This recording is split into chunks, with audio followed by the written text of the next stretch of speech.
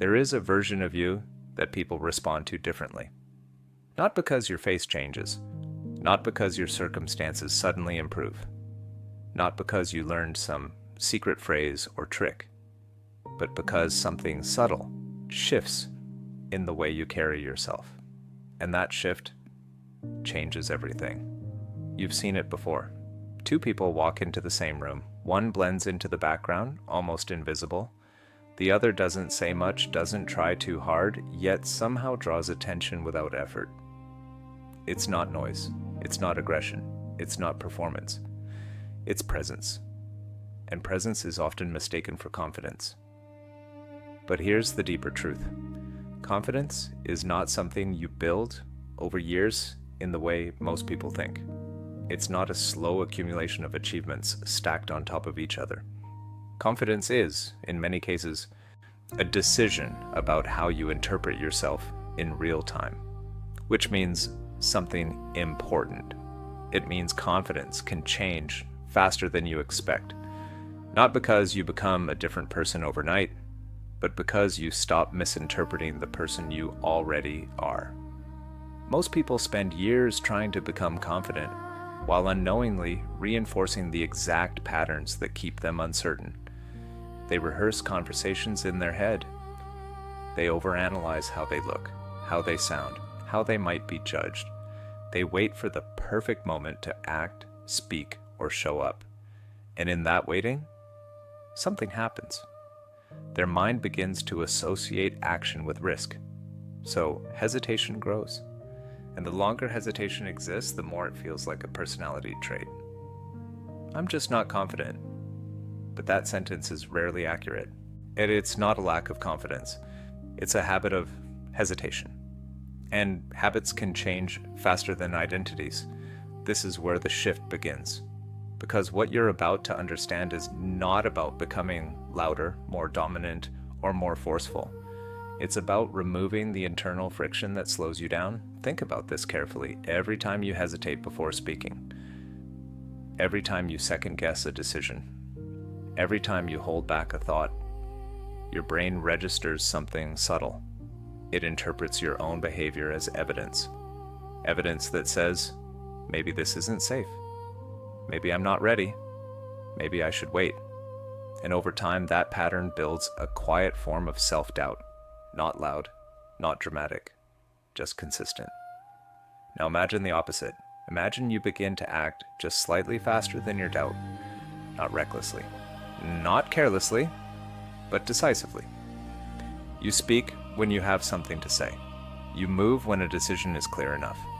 You stop waiting for perfect certainty. At first, it feels uncomfortable because your brain is not used to it, but something interesting starts to happen. Your mind begins to update its interpretation. It starts to see evidence of action, evidence of movement, evidence that says, we act, we respond, we don't freeze.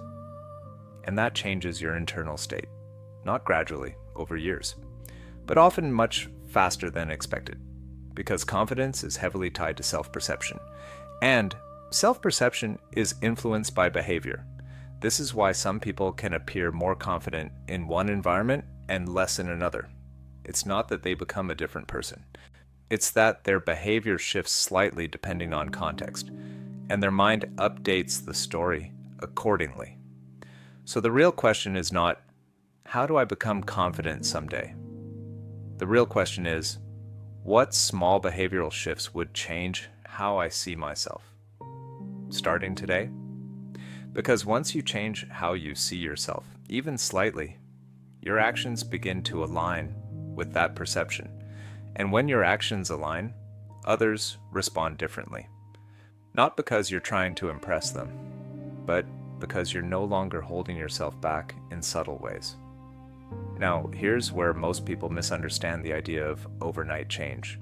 They assume it means instant perfection, that you wake up completely transformed, with no hesitation, no doubt, no discomfort. That's not how it works. Overnight change is not about eliminating discomfort. It's about changing your relationship with it.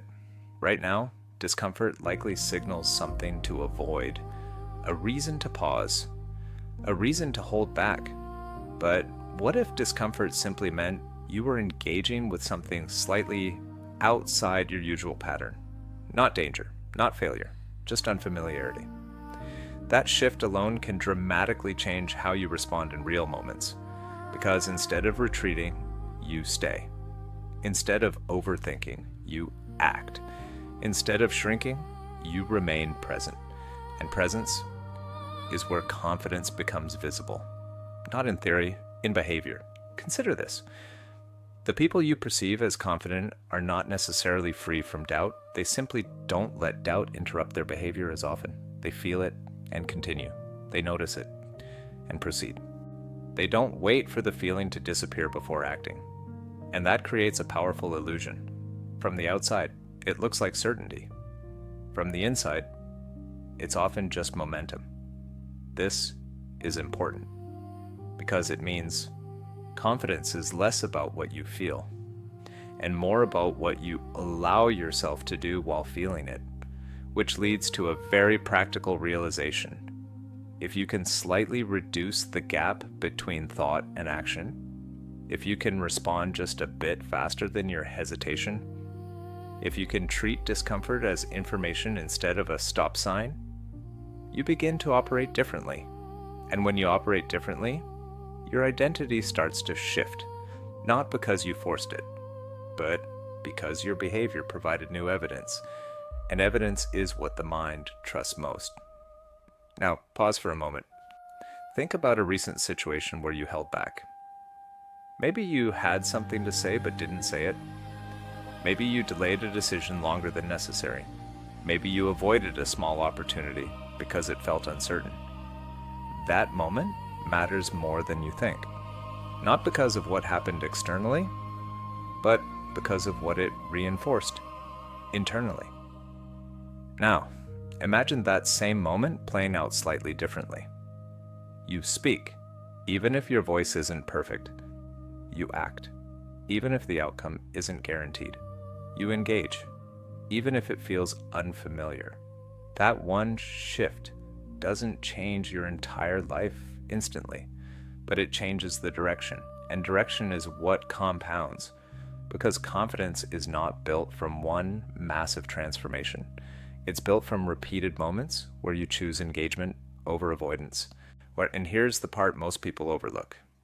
These moments are often small, quiet, almost invisible, but they accumulate. And over time, they reshape how you experience yourself.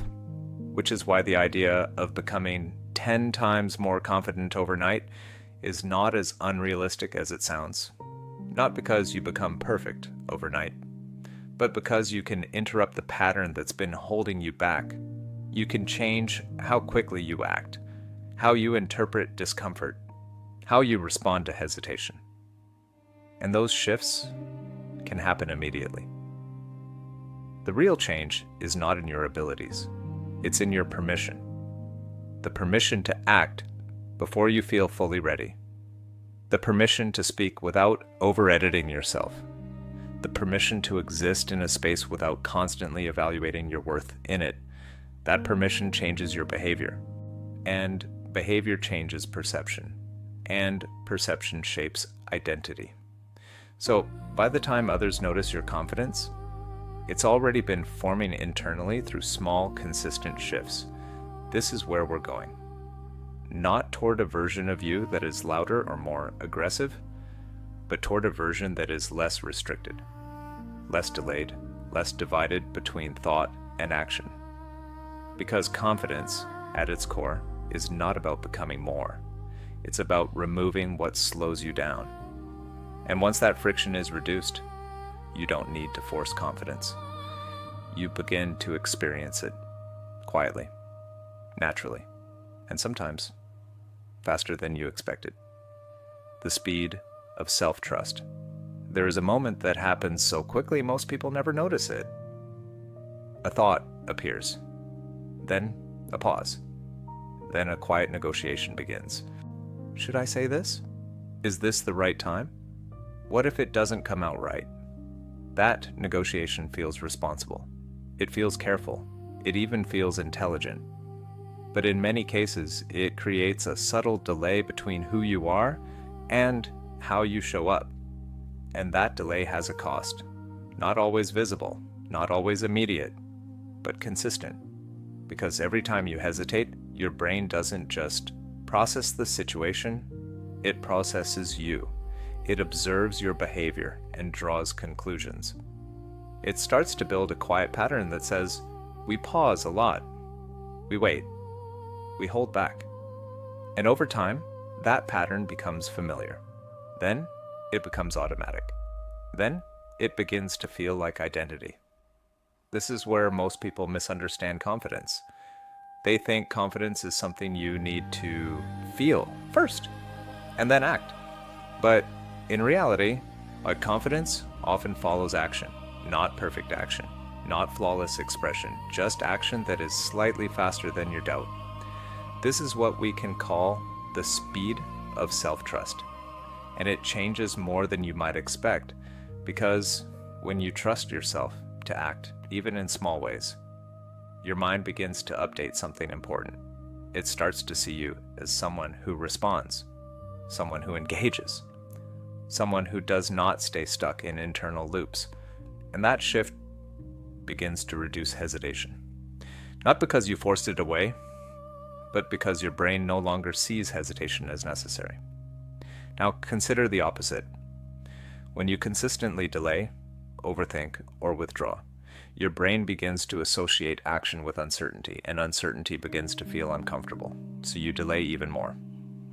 And the cycle continues. This is not a flaw in your character, it's a pattern your brain has learned, and like most patterns, it can be adjusted. Not through pressure, not through harsh self-talk, but through small, consistent changes in behavior. Let's make this practical. Imagine you're in a conversation, and a thought comes to mind. In your current pattern, you might pause, refine the sentence, adjust the tone, then decide whether it's worth saying. Sometimes you speak, sometimes you don't. Now, introduce a small shift. When the thought appears, you give yourself a narrow window to act. Not instantly, not impulsively, but without extended delay. You allow the sentence to come out naturally. Not perfectly structured, not overly filtered, just real. At first this feels uncomfortable because you're stepping outside your usual pattern. Alright, but something important happens. You begin to experience yourself differently.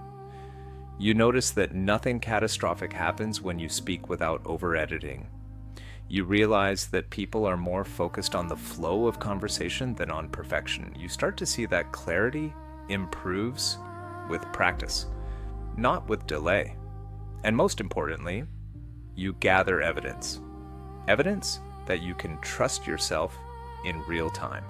This is how confidence begins to form, not as a concept, but as a lived experience. Now expand this beyond conversation. Think about decisions. Most decisions in daily life do not require extended analysis.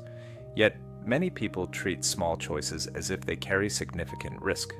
They delay, they revisit, they second guess, and in doing so, they reinforce a pattern of uncertainty. But when you begin to make decisions with slightly more speed, based on available information rather than perfect certainty, you send a different signal to your brain. You show it that you can move forward without complete control, that you can adapt if needed, that you are capable of handling outcomes as they come. This reduces internal resistance. And when resistance decreases, action becomes easier. Now, here's an important distinction. This is not about rushing everything. It's not about ignoring important details or making careless choices. It's about recognizing where hesitation is unnecessary, where delay is not improving the outcome, only reinforcing doubt. And once you identify those areas, you begin to act differently. You shorten the gap between thought and action. You reduce the time spent in internal negotiation. You allow yourself to move. This creates momentum. And momentum has a powerful effect on confidence. Because when you are in motion, your focus shifts. You are less absorbed in self-evaluation, more engaged in the moment, more responsive to what's actually happening. And that engagement changes how you feel. It brings you out of your head and into your environment where confidence becomes visible. Now let's go deeper. Why does this work? Because your brain is constantly updating its model of you. It doesn't rely only on your thoughts. It relies heavily on your actions. If your actions show hesitation, your brain adjusts your self-image accordingly. If your actions show engagement, your brain updates in that direction. This process is ongoing, quiet, and highly influential. So when you change your behavior, even slightly, you begin to influence that internal model. You begin to see yourself differently. And once that perception shifts, your future behavior becomes easier. This is how small changes create larger effects, not instantly, but often faster than expected. Now, consider a different scenario. You're about to do something unfamiliar. Maybe it's speaking in front of others. Maybe it's starting a new project. Maybe it's initiating a conversation. Your mind presents possibilities, some encouraging, some uncertain. In that moment, hesitation begins. And here's where the shift becomes critical. Instead of waiting for full confidence, you act with partial certainty. You move forward while still feeling some doubt, not ignoring it, not suppressing it, just not letting it stop you. This changes your relationship with uncertainty. It no longer controls your timing. It becomes something you can move with. And when you repeatedly act in that state, something interesting happens. Your tolerance for discomfort increases. Your familiarity with action grows, and your confidence begins to stabilize. Not because you eliminated uncertainty, but because you proved to yourself that you can function within it. This is a more reliable form of confidence, not dependent on perfect conditions, not dependent on constant reassurance, but grounded in experience. Now, let's address a common concern. What if I make mistakes? You will. Everyone does. Confidence does not remove mistakes. It changes how you respond to them. Instead of seeing them as evidence of failure, you begin to see them as part of engagement, part of movement, part of learning. And when mistakes are no longer avoided at all costs, your behavior becomes more fluid, less restricted, more natural. This is where growth accelerates, because you are no longer holding yourself back in anticipation of imperfection. You are allowing yourself to participate fully. And participation is where confidence develops. Now, bring this back to something simple. Your next conversation, your next decision, your next moment of hesitation. Notice the pause, notice the negotiation, and then slightly reduce it, not eliminate, just reduce.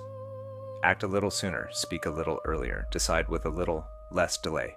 These are small shifts, but they compound because each one updates your internal model. Each one reinforces self-trust. Each one builds momentum.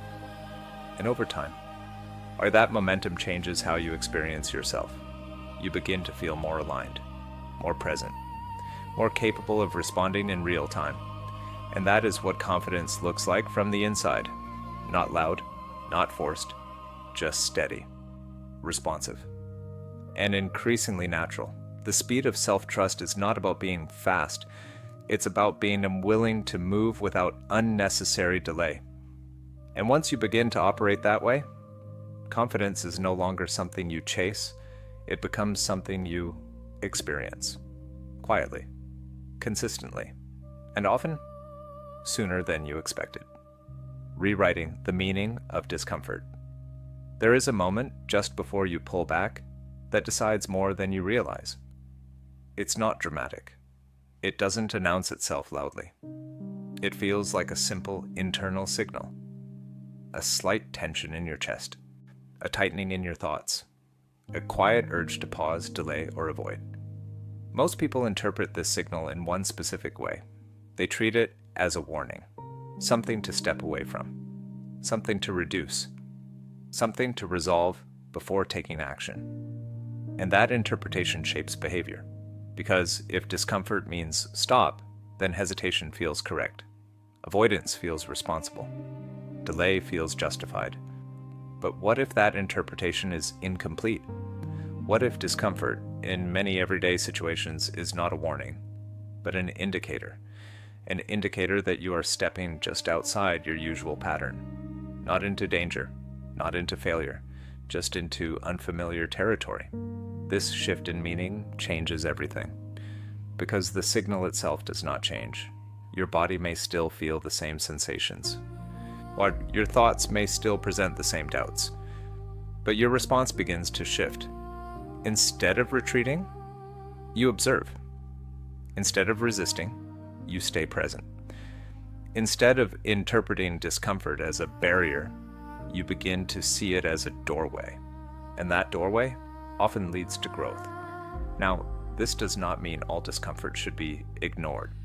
There are situations where caution is necessary, where reflection is valuable, where slowing down improves outcomes.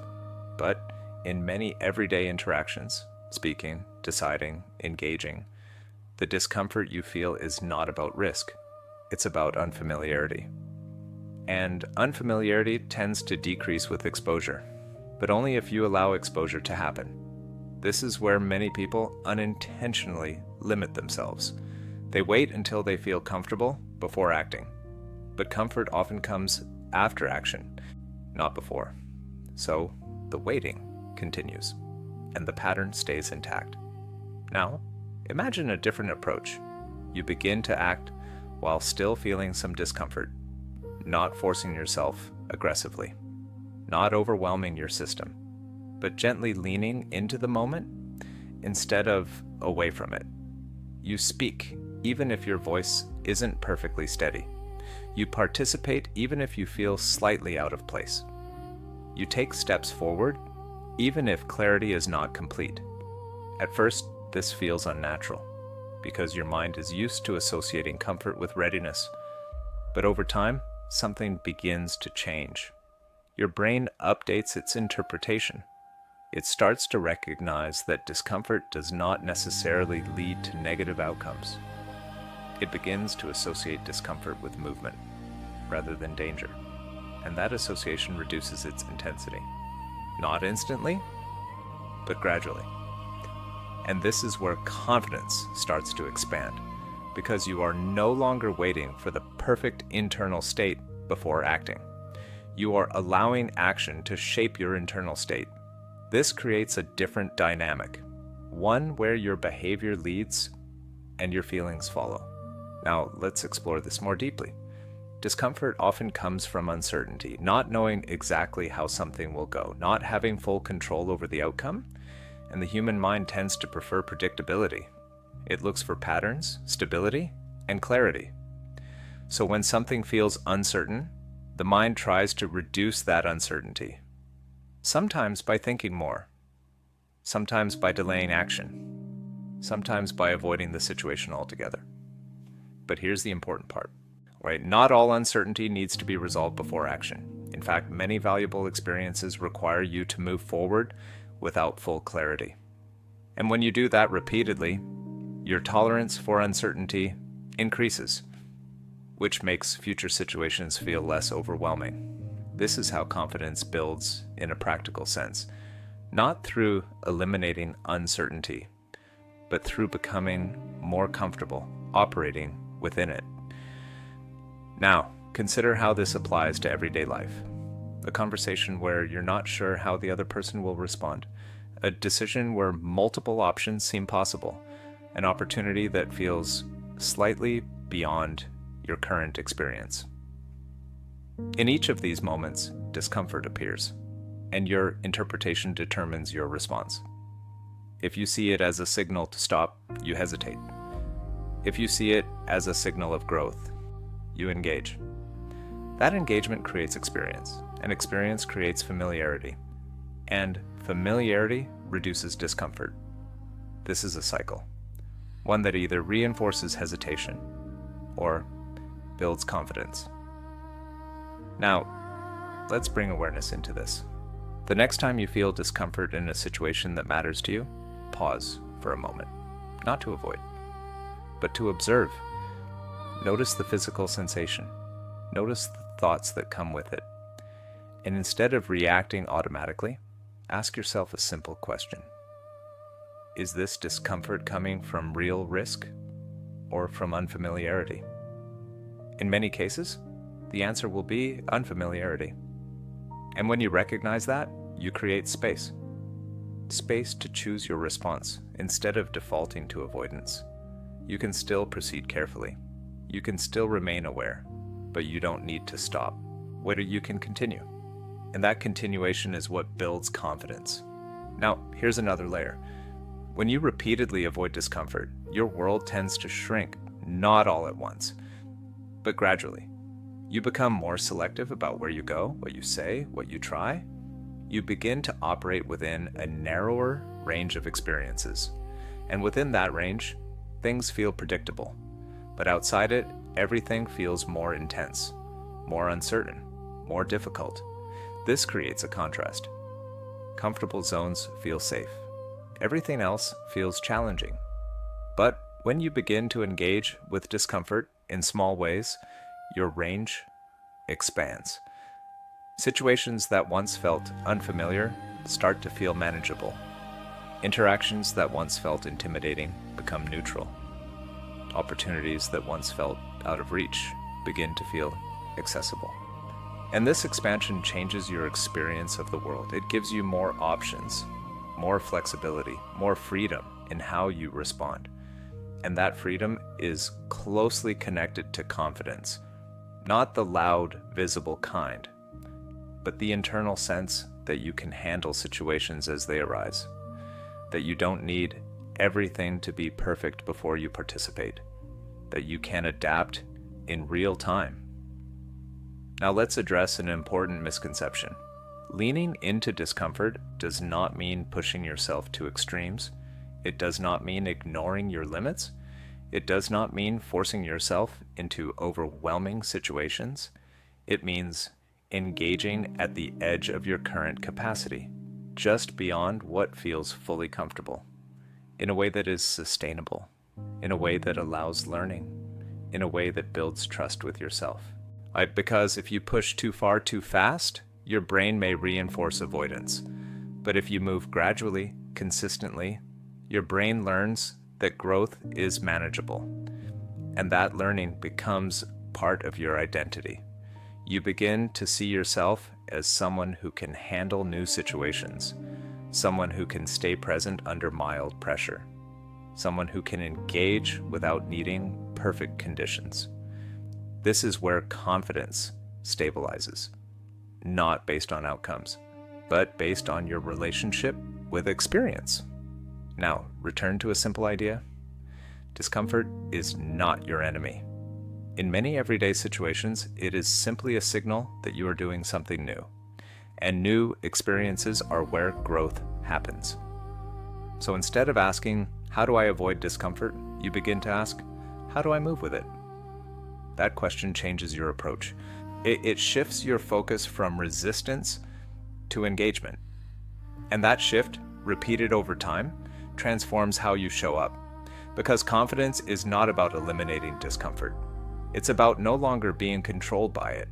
It's about recognizing it, understanding it, and continuing forward anyway, calmly, steadily, without unnecessary resistance. And when you reach that point, you realize something important. The situations that once felt intimidating were never as limiting as they seemed. It was the interpretation that held you back. And once that interpretation changes, your behavior follows. Your experience expands and your confidence grows, quietly, naturally, and often faster than you expected. Ending the habit of self-observation. There is a subtle habit that quietly weakens confidence, even in capable, intelligent people. It doesn't look like fear. It doesn't sound like insecurity. In fact, it often feels like awareness. You notice how you're speaking. You monitor how you're standing.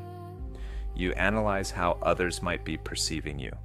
You stay alert, but not to the moment. You stay alert to yourself. This is self-observation, and while a small amount of it can be useful, too much of it creates a divide between you and the experience you're in. Because instead of fully participating, part of your attention is constantly turned inward, evaluating, adjusting, correcting. And that internal monitoring slows everything down. Your speech becomes less natural. Your actions become more calculated. Your presence becomes fragmented. Not because you lack ability, but because your attention is split. Now, here's the important distinction. Self-awareness and self-observation are not the same. Self-awareness is broad, stable, and grounding. It helps you understand your patterns, your tendencies, your reactions, but it doesn't interfere with your ability to act. Self-observation, on the other hand, is immediate and intrusive. It pulls your focus into real-time evaluation. It makes you question what you're doing while you're doing it, and that interference disrupts flow. Imagine trying to walk while consciously thinking about every step, where your foot lands, how your balance shifts, how your movement looks from the outside. The act of walking would become unnatural, slow, unstable. Not because walking is difficult, but because over-monitoring interrupts automatic processes. The same thing happens in conversation, decision-making, and social interaction. When you observe yourself too closely, you interfere with your natural ability to respond. And that interference feels like a lack of confidence. But in reality, it's a lack of uninterrupted engagement. Now, let's go deeper. Why does self-observation happen? Often it comes from a desire to perform well, to avoid mistakes, to present yourself in a certain way. And those intentions are understandable. But the method, constant internal monitoring, creates the opposite effect. Because confidence tends to appear when your attention is outward, on the conversation, on the task, on the environment, not inward on your own performance. When your attention is outward, your responses become more fluid, more adaptive, more aligned with the moment. And that alignment is what people perceive as confidence. Not perfection, not control, just presence. Yet now consider this. Have you ever been deeply engaged in something, so focused that you forgot to think about yourself? Maybe during a conversation that flowed naturally, or while working on something that required your full attention. In those moments, you likely felt more at ease, more natural, more capable, not because you changed your abilities, but because you stopped interrupting them. That is the state we're moving toward, not by eliminating awareness, but by redirecting it from inward monitoring to outward engagement. Now let's make this practical. The next time you find yourself in a situation where you feel less confident, notice where your attention is. Are you focused on what's happening? Or are you focused on how you're appearing? If your attention is inward, gently shift it outward. Listen more closely. Observe the environment. Engage with what's actually happening, not as a technique, but as a way to reconnect with the moment. At first, this may feel unfamiliar, because your mind is used to monitoring, but with practice, it becomes easier. And as it does, something important happens. Your actions begin to flow with less resistance. You speak without overthinking every word. You move without overanalyzing every gesture. You respond without excessive delay. And that fluidity is what confidence feels like. Now, here's another key point. Self-observation often exaggerates perceived mistakes. When you are highly focused on yourself, small imperfections feel larger. A slight pause in speech feels significant. A minor misstep feels noticeable. But in reality, most people are not analyzing you as closely as you are analyzing yourself. They are engaged in their own experience, their own thoughts, their own perceptions. So the standard you are trying to meet, often unconsciously, is higher than what the situation requires. And that creates unnecessary pressure. By reducing self-observation, you reduce that pressure. you allow yourself to operate within a more realistic range, where small imperfections are acceptable, where natural variation is normal, where expression does not need to be perfectly controlled. This creates space. Space for authenticity, space for responsiveness, space for confidence to emerge. Now, let's address a concern. If I stop monitoring myself, won't I lose control? The answer lies in balance. You are not removing awareness completely. You are reducing excessive monitoring. You are allowing your learned behaviors to function without constant interference. Think of it like driving. At first, you needed to think about every action: steering, braking, observing. But over time, those actions became more automatic.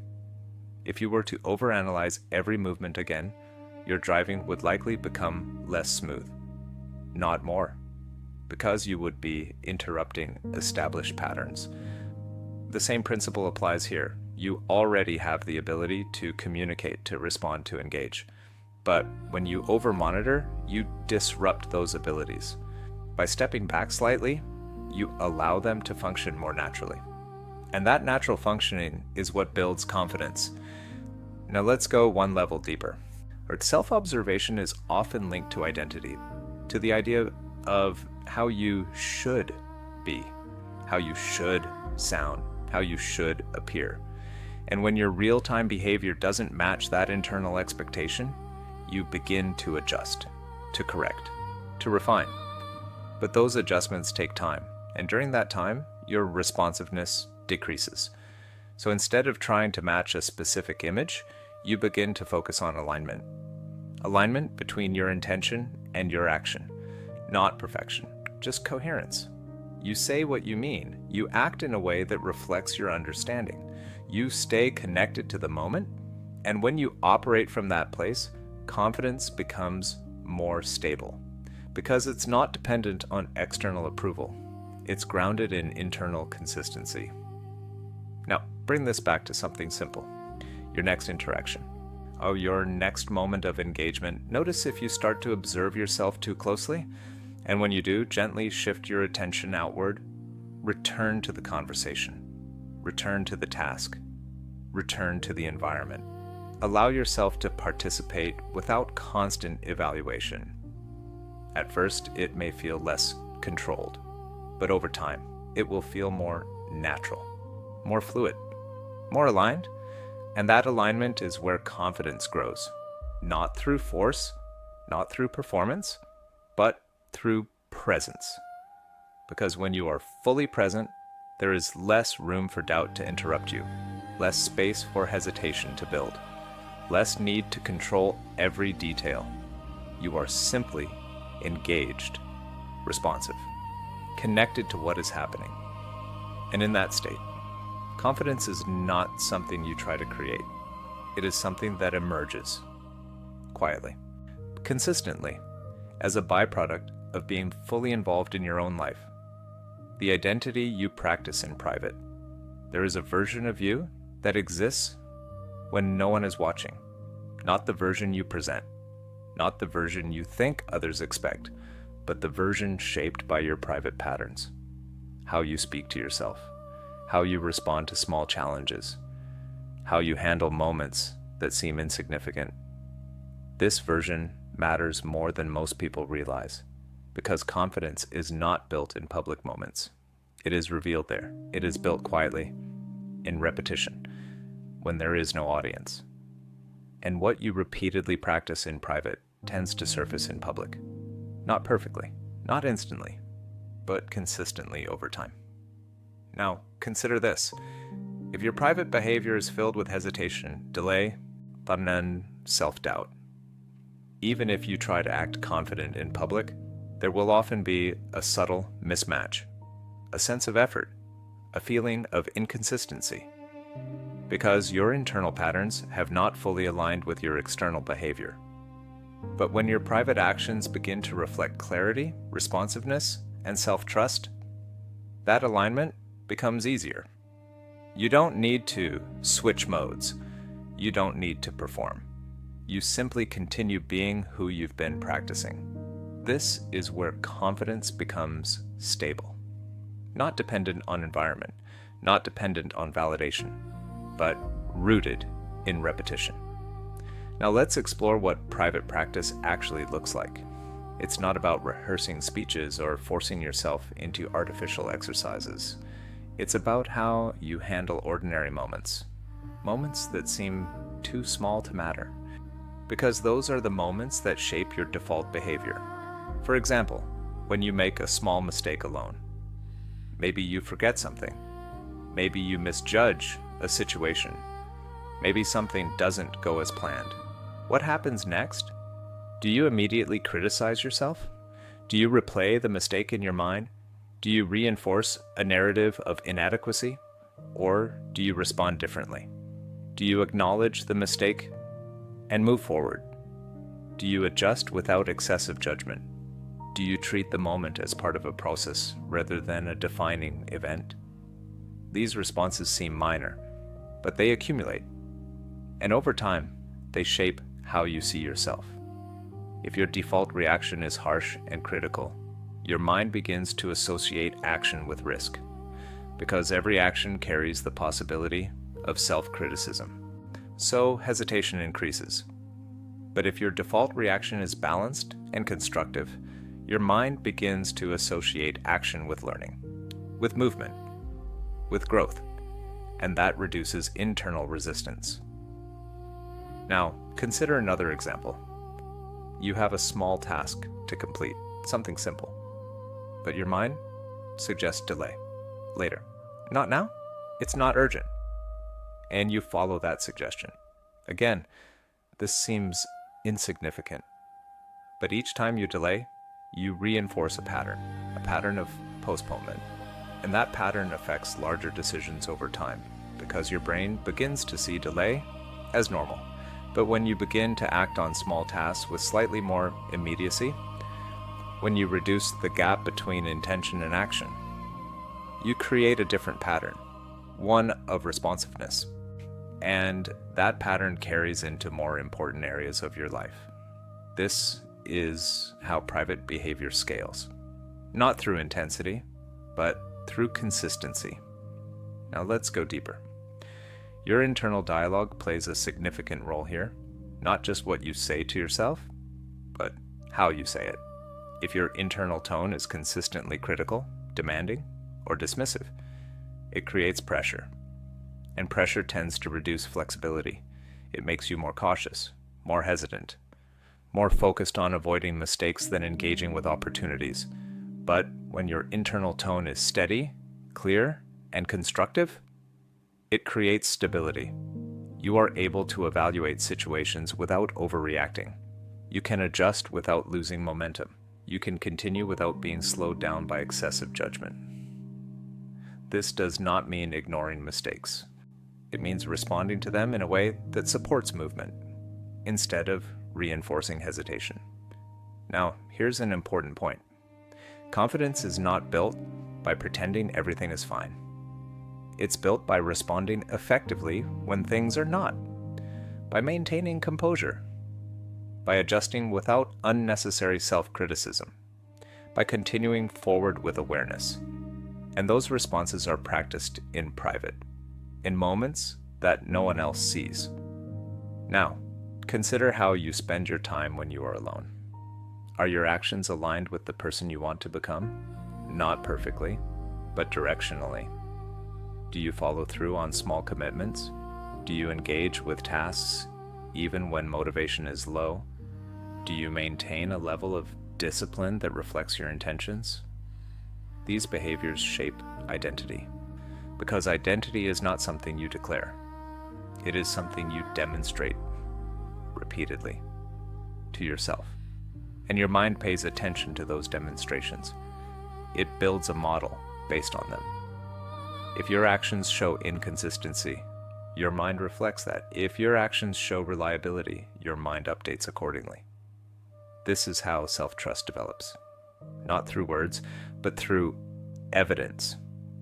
Now, bring this back to confidence. When you trust yourself to follow through. When you trust yourself to respond constructively.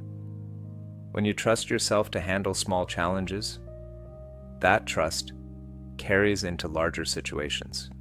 You approach them with less hesitation, less internal resistance, because your brain has learned something important.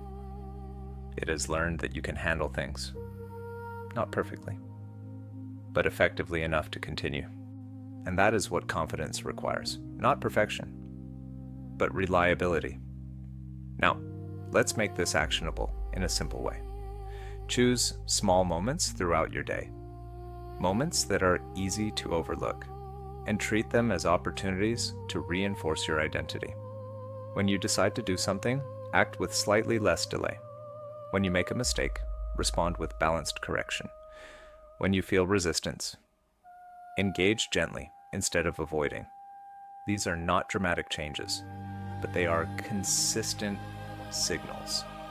Signals that shape how you see yourself. And over time, those signals accumulate. They create a sense of alignment, a sense that your actions match your intentions. And that alignment reduces internal conflict, which makes confidence more stable. Now, here's something subtle. When your private behavior is aligned, your need for external validation tends to decrease.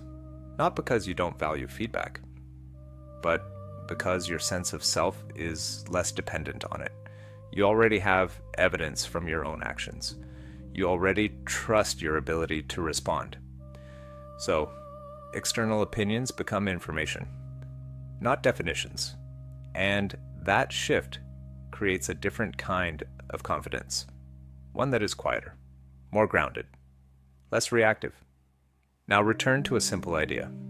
The person you are when no one is watching is the foundation of how you show up when people are, not in a rigid or immediate way, but in a consistent, cumulative way. So, instead of focusing only on public performance, begin to refine your private patterns, because those patterns are always shaping you, always influencing your behavior, always contributing to your sense of self. And when those patterns align with clarity, responsiveness, and balance, confidence becomes less of an effort and more of a natural extension of who you are, built quietly, reinforced daily, and revealed when it matters, detaching your worth from the moment. There is a hidden pressure that quietly disrupts confidence. It doesn't come from the situation itself. It comes from what you attach to it. A conversation becomes more than a conversation. A decision becomes more than a decision. A moment becomes a reflection of your worth. And when that happens, everything feels heavier, because now it's not just about what you say, it's about what it means about you. It's not just about what you do, it's about how it defines you. This creates tension, not always obvious, but present. And that tension interferes with your ability to act freely. You begin to monitor yourself more closely. You hesitate more. You try to get everything right, because the stakes feel higher than they actually are. Now, here's the key insight. Most everyday moments do not carry the level of meaning we assign to them. But when we attach our identity to them, they start to feel significant. And significance increases pressure. Pressure increases hesitation. And hesitation reduces confidence. This is why two people can be in the same situation and experience it completely differently. One treats it as a simple interaction. The other treats it as a test. And the one who treats it as a test often feels more constrained. Not because they lack ability, but because they are carrying more weight into the moment. Now, imagine a different approach. You begin to separate your sense of worth from individual outcomes. Not in a detached or indifferent way, but in a balanced, grounded way. You recognize that a single moment does not define you. That one conversation does not summarize your ability. That one decision does not determine your value. And with that recognition, something shifts. The pressure reduces. The tension softens. And your behavior becomes more fluid. You speak more naturally. You act with less hesitation. you respond with greater ease, not because the situation changed, but because your relationship to it did. Now, let's go deeper. Why do we attach so much meaning to small moments? Often it comes from a desire to be seen positively, to be understood, to be respected. And those are natural human tendencies.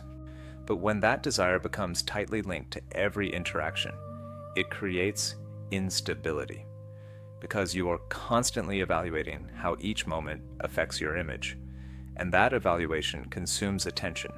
It pulls you out of the present and into self-assessment, which disrupts confidence.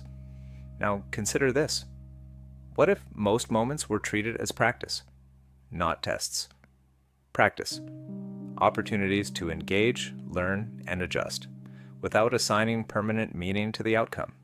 This doesn't reduce effort, it changes the context. Because when something is practice, you allow variation, you allow imperfection, you allow learning, and that creates space. Space to act without excessive pressure. Space to improve without fear of judgment. Space to participate fully. This is where confidence grows, not in perfection, but in participation. Now, here's an important distinction. Detaching your worth does not mean ignoring outcomes. It does not mean becoming careless or indifferent. It means maintaining perspective. Understanding that outcomes provide information, not identity.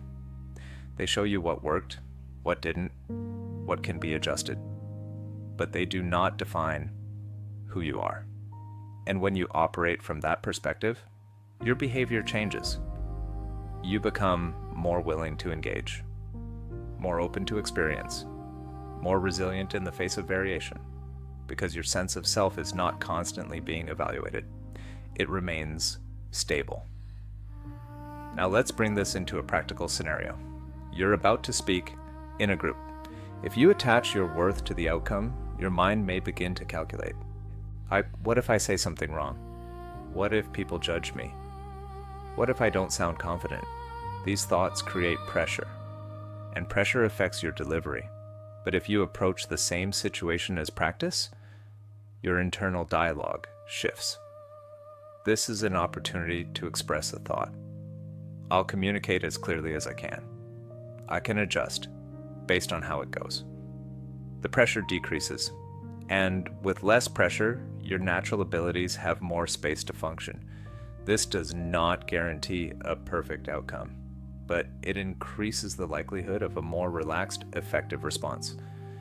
Now, extend this idea further. When you detach your worth from individual moments, you become less reactive to feedback, not dismissive, just balanced. You can consider input without it destabilizing your sense of self, and you can adjust without feeling diminished. You can learn without feeling defined by mistakes. And that stability is a key component of confidence, because confidence is not just about how you act, it's about how you interpret what happens after you act. If every outcome becomes a reflection of your value, your confidence will fluctuate. But if outcomes are seen as information, your confidence becomes more consistent. Now here's something subtle. When you reduce the pressure on individual moments, you often perform better, not because you are trying harder, but because you are interfering less. Your focus returns to the task. Your attention becomes clearer, your responses become more natural, and that alignment improves effectiveness. Now, consider the long-term effect. So if you repeatedly engage with moments as practice rather than tests, you accumulate experience. You refine your approach. You build familiarity. And over time, situations that once felt significant begin to feel normal. Not because they changed, but because your interpretation did. This is how confidence scales. Through repeated exposure without excessive pressure. Through engagement without over-identification. Through learning without self-judgment. Now, return to a simple principle. You are not defined by a single moment or a series of moments. Your identity is shaped by patterns over time, and those patterns are influenced by how you respond, adjust, and continue. So instead of placing weight on each interaction, you begin to distribute it. You allow space for variation. You allow room for growth. And that reduces the intensity of any one situation, which makes it easier to act, easier to engage, easier to remain present. Now let's bring this back to your next experience. Whether it's a conversation, a decision, or an opportunity, notice if you begin to attach your worth to the outcome. And when you do, gently shift your perspective. Remind yourself that this is one moment, one interaction, one step in a larger pattern. Approach it with intention. Engage with awareness, but release the need for it to define you. That shift may feel subtle, but its effect is significant, because when your worth is not at stake, you are free to act, free to express, free to respond without excessive constraint. And that freedom is where confidence becomes visible, not forced, not performed, but experienced, as a natural result of engaging with life, without turning every moment into a measure of your value. The discipline of showing up fully. There is one final shift that brings everything together. It is not about speed. It is not about discomfort. It is not about identity or perception alone. It is about consistency, the quiet discipline of showing up fully in the moments that matter, not occasionally, not when you feel perfectly ready, but regularly. Because confidence is not built through isolated breakthroughs. It is strengthened through repeated engagement, through the decision to participate again and again, even when the moment feels ordinary, even when the outcome is uncertain, even when your internal state is not ideal. Now, here is where many people lose momentum. They wait for alignment before action, or they wait to feel focused.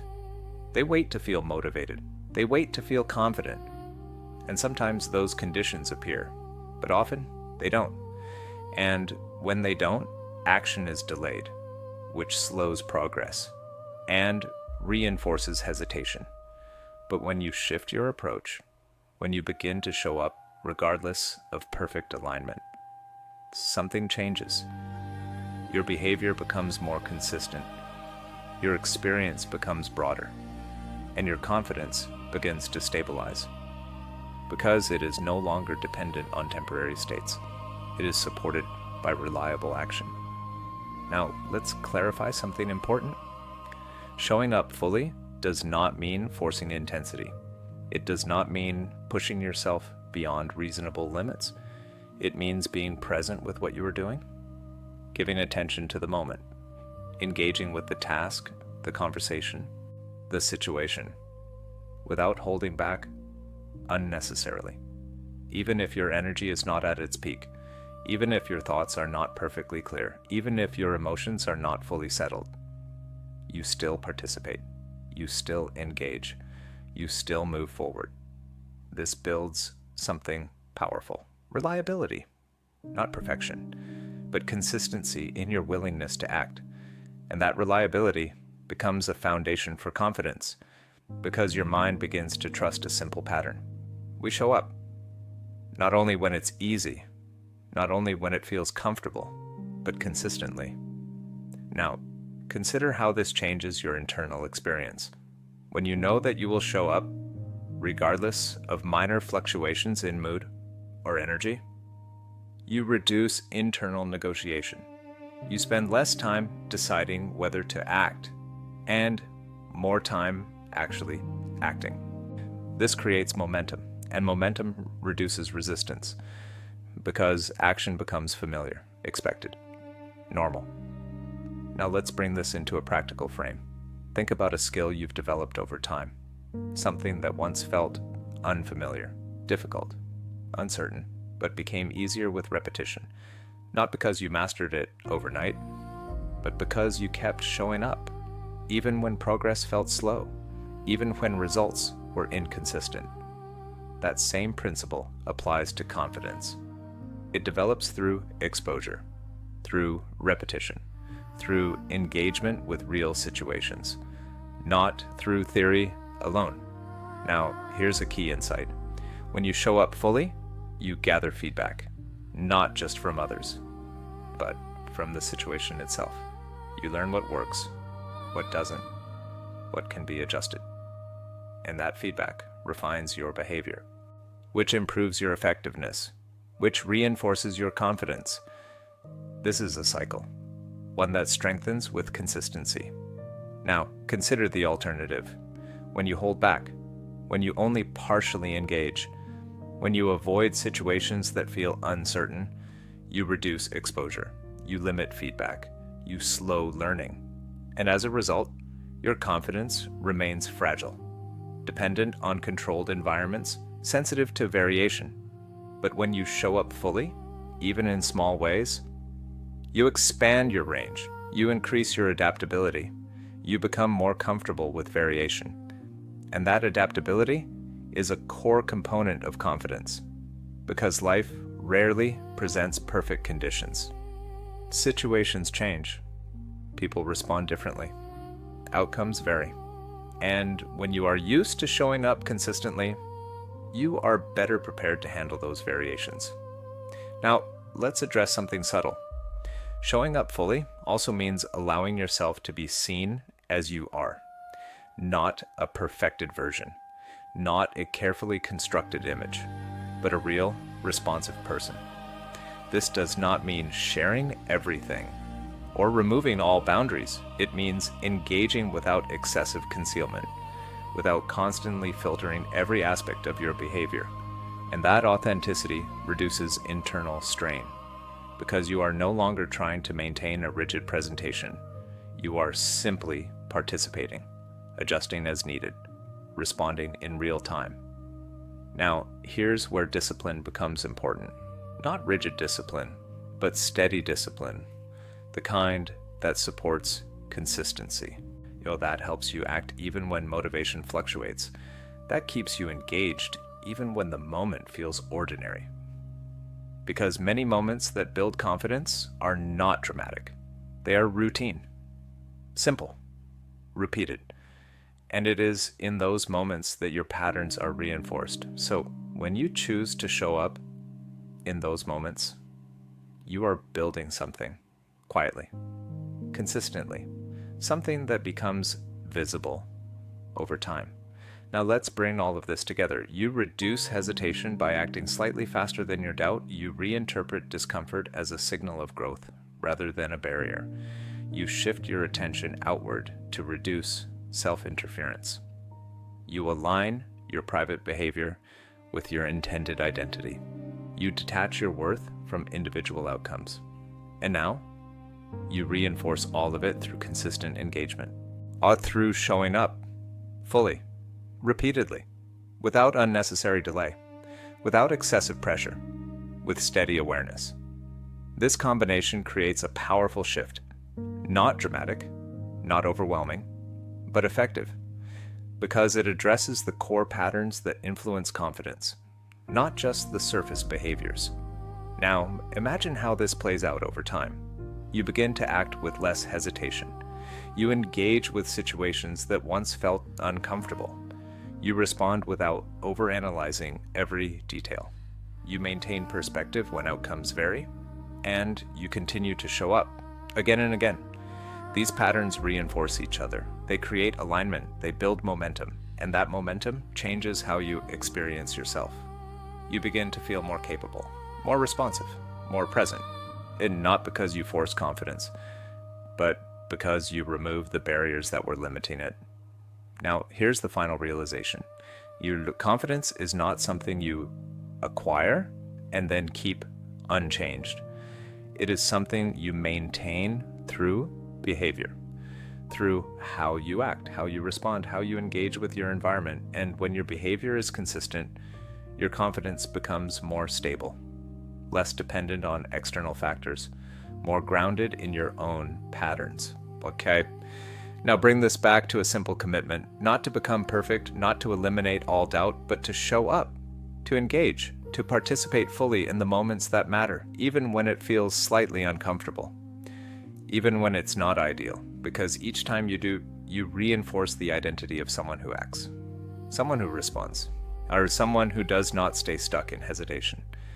And that identity, over time, becomes your reality. The shift that happens quietly. There is no single moment where confidence announces itself. No clear line where you suddenly become a different person. No dramatic signal that everything has changed. Instead, it happens quietly. In the way you respond a little faster than before, in the way you hesitate a little less, in the way you stay present when you would have previously pulled back. These shifts are subtle, but they matter. Because confidence is not built in extremes. It is built in patterns. Patterns that repeat often enough to become familiar. Familiar enough to feel natural. And natural enough to feel like you. Now, if you look back at what we've explored, a clear structure begins to form. You learned that confidence is not something you wait to feel. It is something that often follows action. You saw how reducing hesitation, even slightly, begins to change how you experience yourself. You understood that discomfort is not always a signal to stop, but often a signal that you're stepping into something new. You noticed how excessive self-observation interrupts your natural ability to respond, and how shifting your attention outward allows your behavior to flow. You recognize that your private patterns are shaping your public presence, that the way you act when no one is watching builds the foundation for how you show up when it matters. You saw how attaching your worth to individual moments creates unnecessary pressure, and how releasing that pressure allows you to act with more freedom. And finally, you understood the importance of showing up consistently, not perfectly, but fully. Now, here is what ties all of this together. None of these shifts require you to become someone else. They require you to remove what has been slowing you down, to reduce friction, to allow your existing abilities to function without constant interference. Because the version of you that is capable already exists.